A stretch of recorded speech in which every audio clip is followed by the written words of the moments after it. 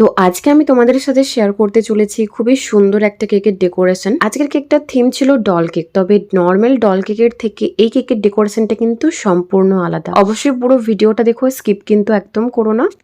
তো সবার প্রথমে এখানে আমি স্পঞ্জটা বানিয়ে নিয়েছি, আর আজকের কেকটার ফ্লেভার ছিল বাটারস্কচ। আর এই স্পঞ্জের রেসিপি কিন্তু অলরেডি আমি তোমাদের সাথে শেয়ার করেছি আগে। তোমরা যদি এখনো পর্যন্ত ওই ভিডিওটা না দেখে থাকো তো অবশ্যই আমার আগের ভিডিওতে গিয়ে ওই ভিডিওটা চেক আউট করে নিও।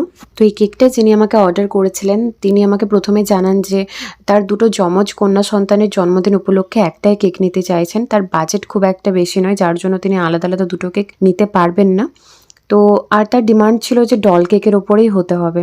তো এই সমস্ত কিছু মাথায় রেখেই আজকের এই কেকটা আমি বানানোর চেষ্টা করেছি। তাকে বলেছিলাম যে 2 পাউন্ড কেকটা নেবার জন্য, তাহলে ডিজাইনটা আরও সুন্দর লাগবে, কিন্তু তিনি আমাকে জানান যে তার বাজেট এতটাও বেশি নয় যে তিনি 2 পাউন্ড কেক অ্যাফোর্ড করতে পারবে। তো আমি 1 পাউন্ড কেকের মধ্যেই এই ডিজাইনটা বানানোর চেষ্টা করেছি, তবে খুব একটা খারাপ একদমই লাগছিল না, সুন্দর লাগছিল। তো কেকটার শেপটাকে ঠিক করার জন্য আমি এরকম ভাবে চাকু দিয়ে একটু কাট করে নিচ্ছি, যাতে শেপটা পুরো রাউন্ড খুব সুন্দর লাগে। আর শেপ যদি ঠিকঠাক থাকে তবে কিন্তু আইসিংটা ঠিকঠাক হবে। আর আজকের এই কেকটা বানাতে গিয়ে কিন্তু আমাকে একটুখানি সমস্যার সম্মুখীন হতে হয়েছিল। তো কি সমস্যায় পড়েছিলাম সেটাও তোমাদেরকে জানাবো। তো যেদিন এই কেকটা আমার ডেলিভারি করার ছিল তার একদিন আগে আমি অর্ডারটা পেয়েছিলাম। তো তোমরা যারা অনেকদিন আগে থেকে আমার ভিডিওর সাথে যুক্ত আছো তারা জেনেই থাকবে যে আমাকে অনেক দূর থেকে বাই কুরিয়ার জিনিসপত্র আনাতে হয়, যার জন্য অনেক বেশি জিনিস, মানে দরকারের থেকেও বেশি জিনিস আমাকে স্টকে রাখতে হয়, যে বাই চান্স যদি কোনো জিনিস শেষ হয়ে যায় তো আমি হুট করে কোনো জিনিসটাই হাতের সামনে পাবো না। সবার প্রথমে কেকটাকে ক্রাম কোটিং করে নিয়ে আমি আধ ঘন্টার জন্য ফ্রিজে রেখেছিলাম। তারপর এখানে ইয়েলো কালার ক্রিমের সাহায্যে খুব সুন্দর করে কেকটাকে আইসিং করেছি। আর আমার পক্ষে যতটা সম্ভব ঠিক ততটাই কেকটাকে ক্লিন করার চেষ্টা করেছি। আর সুন্দর কেকের ডিজাইন বানানোর জন্য কেকের সুন্দর ফিনিশিং নিয়ে আসাটা কিন্তু অত্যন্ত গুরুত্বপূর্ণ একটা স্টেপ। তো আমি যখন কেকটার অর্ডারটা নিই তখন বলেছিলাম যে 2টো ডল দিয়ে ডল কেকটা বানিয়ে দেবো, কালারটা শুধু আলাদা রাখবো। তো আমি যখন অর্ডারটা নিই তখন কিন্তু আমার খেয়াল ছিল না যে একটাই ডল আমার কাছে আছে, 2টো ডল আমার কাছে অ্যাভেলেবেল নেই। তো কেকটা যখন বানাতে বসি তখন তো পুরো আমার মাথায় হাত যে আমি কেকটার অর্ডারটা নিয়ে নিয়েছি, এবার কি বানাবো, মানে কি দিয়ে বানাবো, ডল তো আমার কাছে একটাই। তো অনেক খুঁজে খাজে দেখার পর দেখলাম যে একটা বড় ডল আছে, মানে বড় ডল মিন্স যে ডলটার পাটা থাকে, মানে আমরা নর্মালি যে ডল কেকটা বানাই সেটা বডি পর্যন্ত থাকে, তারপর নিচে একটা স্টিক দেওয়া থাকে, ওটা দিয়ে জেনারেলি আমরা ডল কেক বানিয়ে থাকি। তবে আমার কাছে একটা বড় ডল ছিল যেটার পা ছিল, তবে পাটাকে কেটে বাদ দিয়ে দিই। আর ডলটা যখন এরকমভাবে সেট করে নিয়েছিলাম বা লাগিয়ে নিয়েছিলাম তখন কিন্তু আর কিছু খারাপ লাগছিল না, খুবই ভালো লাগছিল, যেটা তোমরা ভিডিওতে দেখতেই পারছো।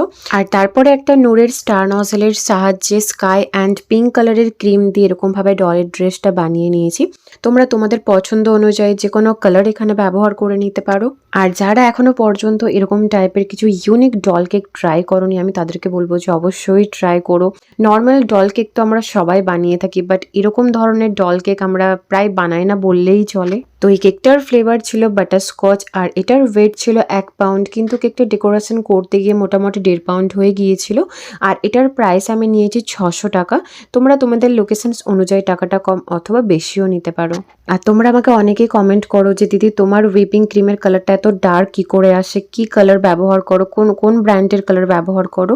তো তোমাদেরকে বলে রাখি যে এক্স্যাক্ট এরকম কোনো ব্র্যান্ড নেই যেটা আমি একটা ব্র্যান্ডে ইউজ করি। আমি সবসময় ব্র্যান্ড চেঞ্জ করতে থাকি, ট্রাই করতে থাকি যে কোনটা বেশি ভালো। তো আমি এখানে নন্দী ব্র্যান্ডের জেল কালারটা নিয়েছি। অবশ্যই ডার্ক কালার ক্রিমে নিয়ে আসার জন্য জেল কালারটা ব্যবহার করো। আমি সবসময় বলবো যে ওয়াটার বেসড কালারটাকে স্কিপ করো, এতে করে তোমাদের ক্রিমটা একদম টাইট থাকবে আর কালারটা অনেক বেশি ডার্ক আসবে। আর একটুখানি যদি জেল কালার বেশি ইউজ করেও ফেলো তো ক্রিম তেতো লাগবে না। তো ফাইনালি আজকের কেকের ডেকোরেশনসটা একদমই কমপ্লিট। আজকের কেকের ডেকোরেশনসটা, কালার কম্বিনেশনসটা তোমাদের কেমন লেগেছে সেটা আমাকে অবশ্যই কমেন্ট করে জানিও।